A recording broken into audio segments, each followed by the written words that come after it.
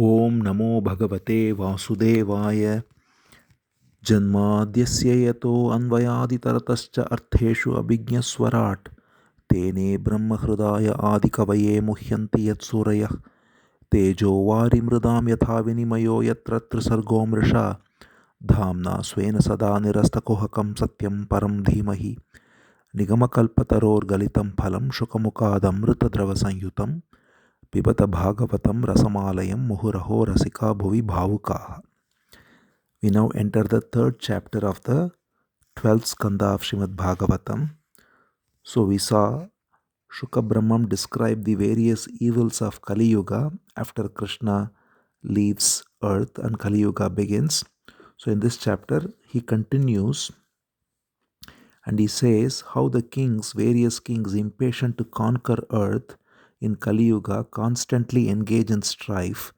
In fact, the word Kali means strife or conflict, and that's what happens all the time.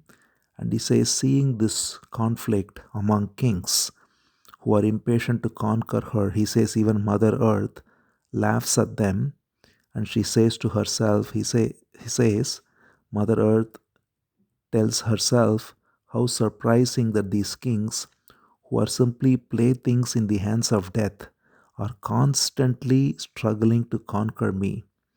Their ambition is fruitless, and yet these men, they have such faith in their body, which is simply like a bubble of water, and though they are aware of this by seeing everyone dying around them, they are constantly engaging in this strife, putting faith in their body. They think they can control the senses and then control the various subjects and then invade other kings and then control their armies, win their armies, and thereby they think they can subject the whole of earth in their control. They think they can bring me in their control, and with such aspirations, they fail to see that death is standing at the door. And so they keep on conquering. They are never satisfied. Even if they conquer one continent, they take on to a sea voyage to go to another continent. Thus they constantly are unsatisfied and looking to conquer me without recognizing that true liberation is not conquering without, but recognizing the truth within. So these stupid fellows, Mother Earth continues, hope to conquer me, even though even the great Manu and their sons had to leave. Everyone who came, the greatest emperor, had to leave empty handed.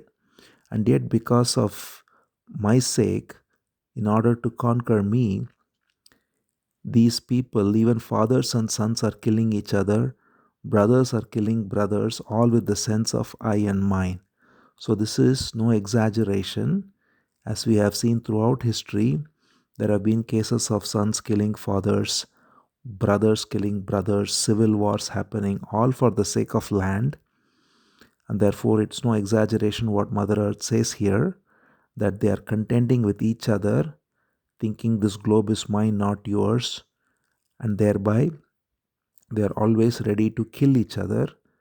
And they don't realize that the greatest kings, now she recounts all the great kings who have come in Bhagavatam itself, Prithu, Pururava, Gadhi, Bharata, Mandhata, Sagara, Yayati, Shantanu, or evil kings such as Hiranyakashipu, Ravana, Hiranyaksha, all of them, various kings, various demons, they've all come, they've all gone. They were all brave, they were all mighty, they all thought they were invincible, they claimed me as their own, and yet they were all mortal. And in the end, all they have been converted to is simply one line in the story of earth after death has consumed them. So, in this way, Mother Earth, Parikshit is told by Shuka Brahmam that Mother Earth herself laments the destiny of all the great kings who are caught in ego and conflict. So, Shuka Brahmam concludes this by saying that the reason I am saying all these things is to simply let you know that the world is unsubstantial and there is no need to get any attachment to it. One has to simply be detached and thereby recognize that this is not conducive for true happiness. The only true source of happiness is the Supreme Being, Vishnu, Krishna, and to have pure devotion, surrender unto Him, and to listen to Him and to listen about Him, glorify Him every day is the only way to put an end to all evil.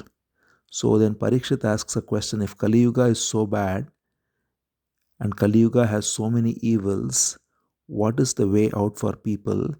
And also tell me about the various yugas and how things seem to devolve with each proceeding yuga. So Shuka Brahmam now describes something that came in the very first Skandha. He summarizes it. He says there are 4 yugas: Satya Yuga, also called as Krita Yuga, then Treta Yuga, Dwapara Yuga, and Kali Yuga. They are descending in nature. So Krita Yuga or Satya Yuga is when dharma or virtues prospering on all its 4 feet, as it were. We saw this metaphor of dharma being on 4 feet in Satya Yuga, 3 in Treta, 2 in Dwapara, 1 in Kali Yuga. This came in the first Skandha as well. The same is repeated in the very end of Bhagavatam now. He says Dharma has 4 feet: truth, compassion, austerity, and purity or charity. So he says Satyam, Daya, Tapodhanamiti, Pada, Vibhor, Nripa. So there are 4 feet of Dharma, 4 legs of Dharma rather. They are truth, compassion, austerity, and purity or charity. Both go together. So people are therefore contented, compassionate, friendly, tranquil, forbearing, self-regulated. They simply abide and delight in their own self, look upon all with an equal eye, and remain in self-realization. This is the nature of Satya Yuga. He says, Santushta Karuna Maitra Shanta Danta Stitikshavah Atma Rama Samadrishaha Prayasha Shramana Janaha.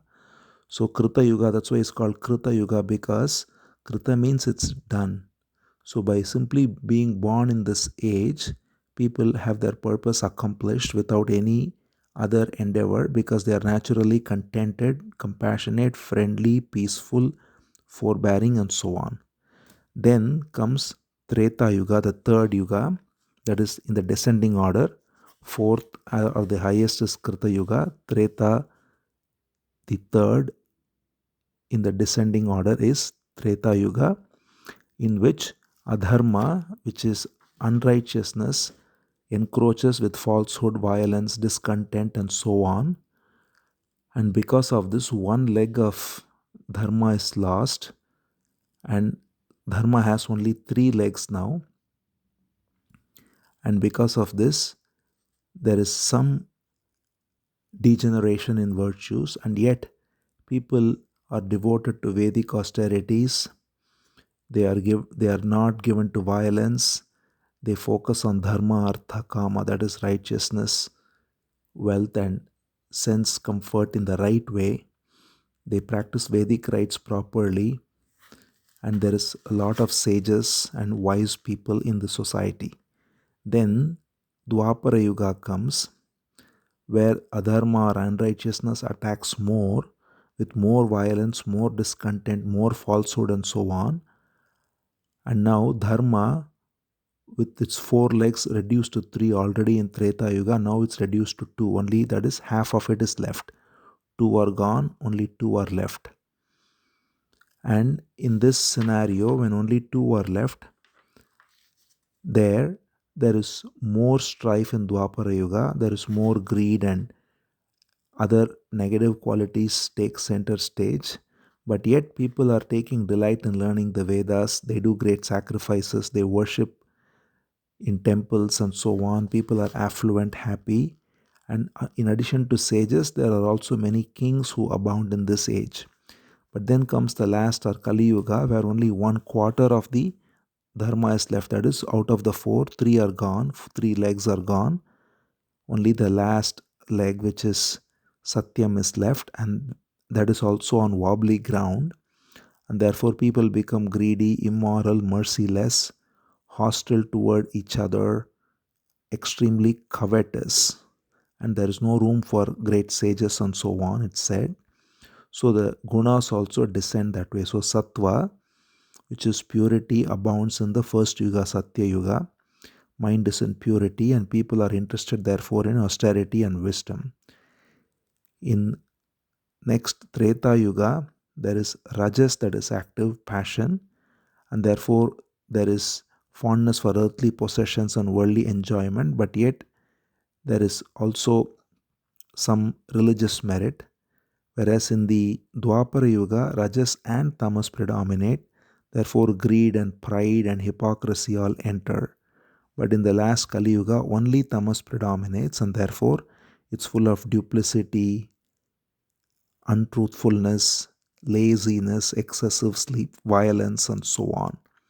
And therefore, Kali Yuga represents the most degraded form of living with a lot of conflict, violence, lust. And he says here that people become dull witted, but on the other hand, they become voracious. That is, they want to eat a lot, drink a lot. There is lot of attraction for lust and sexual delight, pleasures. There are too many robbers. The Vedas are condemned. People are not devoted to anything righteous. Even the so called Brahmanas are devoted to sensual gratification in terms of food and sex. People are not interested in studying properly the higher order wisdom. They only are interested in breadwinning knowledge. There is no purity. Even the so called hermits take up residence in worldly places and engage in worldly activities. And people lack modesty, speak harshly, and there is all kinds of fraud being practiced in trade. There is so much distress. Servants leave their masters. When the masters enter trouble, masters fire the servants when the servants are incapacitated. And cows, when they are not yielding milk, they are no longer maintained. So, again, Shuka Brahmam paints a very dark picture of Kali Yuga, many of which are already seen. We see how many of these qualities are already manifested through history and even now in terms of people's activities, what priorities are there, how trade happens with fraud, how greed is given the highest place, how there is no loyalty in work, how cows are not maintained when they don't give milk, they are just sent to slaughterhouses. All of these are described by Shuka Brahmam prophetically. He goes on to say that nobody will take care rather of their parents. They will not even keep the company of their brothers and other relations. And people will make a business out of preaching religion. And therefore, there will be great famine, high taxation, droughts, all kinds of calamities, both natural and man made. People interested in only food and drink and sex, and quarreling with each other, not even taking bath properly and maintaining even external purity, and even for small petty amounts killing each other even among brothers, and always interested in gratifying their lust and hunger, not maintaining their aged parents. So in this way, Shuka Brahmam says Kali Yuga will have so many qualities of men which are all very degraded, and again all of these are pretty much self-evident. But then he concludes by saying, despite all this, there is one saving grace of Kali Yuga which he comes to. So he says, normally in Kali Yuga, people being clouded in ignorance will not generally worship the Supreme Being, the immortal Lord Achyuta or Krishna, and they will not take his name, even though taking his name even helplessly while even in the dying moments helps one. So we saw the story of Ajamila, who was saved by taking the name of Narayana at the moment of death. So, even though that's the case, normally people are not drawn to the holy names, and yet, he says, the Lord always abides in the hearts of men, and he is always ready to drive away all the evils that's rising in Kali Yuga. If only one simply hears or glorifies the holy name of the Supreme Lord, meditates upon, worships, or even honors him, he stays in the heart and drives away all the sins. And this is possible in Kali Yuga most easily by simply taking his names with love. So he says, dwelling in the minds of all seekers, the Supreme Being wipes out the seed of karma, evil karma, just as fire purifies gold. So he is always abiding in the heart. He is always ready to drive away all evils. He is ready to bestow peace, and he is ready to drive away all the sins and all the seeds of all karmas. And therefore, all that is necessary is for one to simply surrender unto him.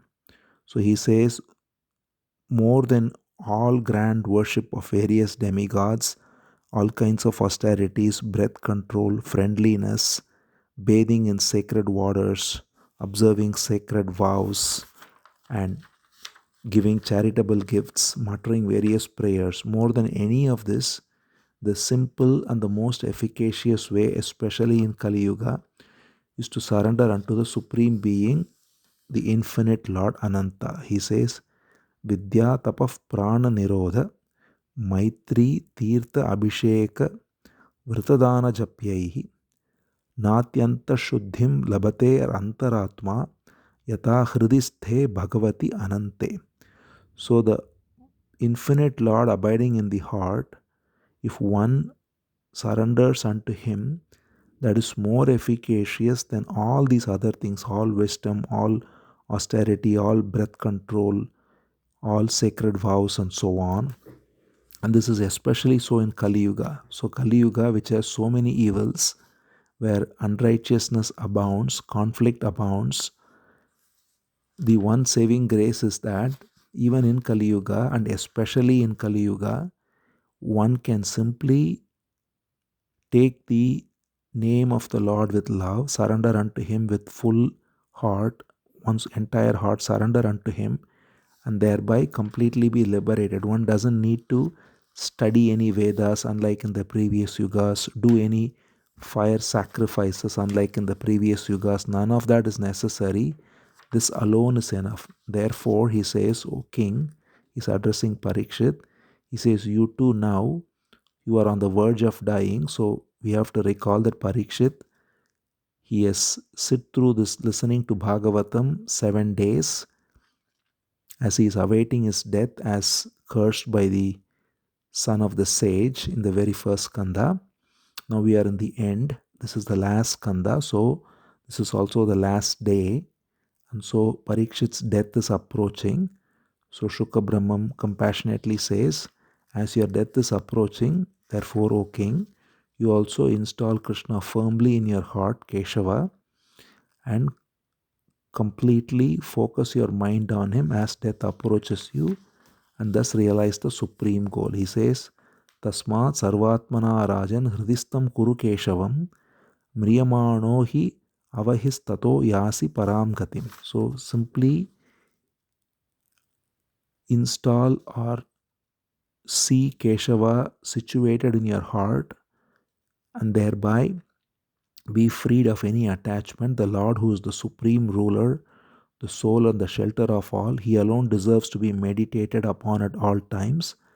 And for those who are about to die, meditating upon him leads them to the state of oneness with him.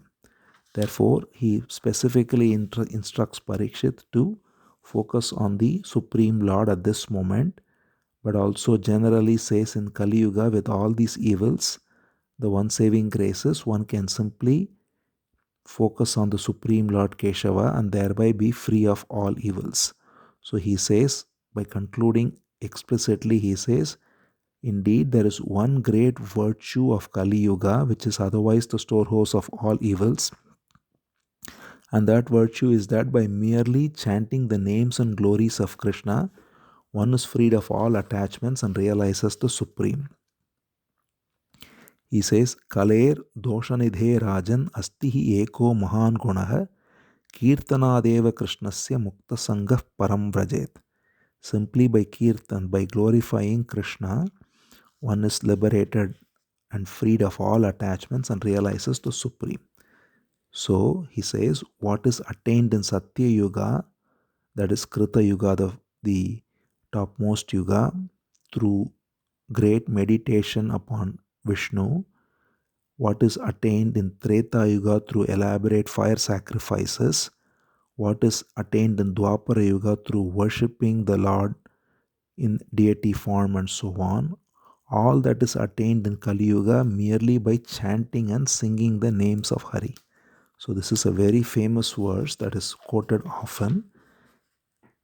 And this is the last verse of this chapter. Shuka Brahmam says, Kriteya dhyayato vishnum tretayam yajato makaihi dwapare paricharyayam kalautad hari kirtanat. So in Krita Yuga, that which is attained through dhyana or meditation on Vishnu, in Treta through great sacrifices, fire sacrifices, yajnas, in Dwapara through Archana and other forms of worship, all that is attained in Kali Yuga simply through Hari Kirtana, that is the glorification of the names of Hari and thereby surrendering unto him completely.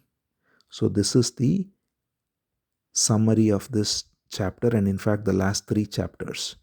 The first 3 chapters of 12th Skandha paint a dark picture first of Kali Yuga in terms of how the kings are all caught in envy and pettiness, and how there is so much treachery and betrayal, how there is so much unrighteousness at all levels of society, and how all values go away and all kinds of evils abound. Having said all that, Shuka Brahmam concludes on a very beautiful positive note that despite all this, what is the great redeeming factor of Kali Yuga, which makes it in fact superior in this way than all the other yugas, is that what takes great effort in all the other yugas is accomplished simply through the loving remembrance and glorification and surrender unto the Supreme Being in one's heart. With this chapter ends. Om Namo Bhagavate Vasudevaya.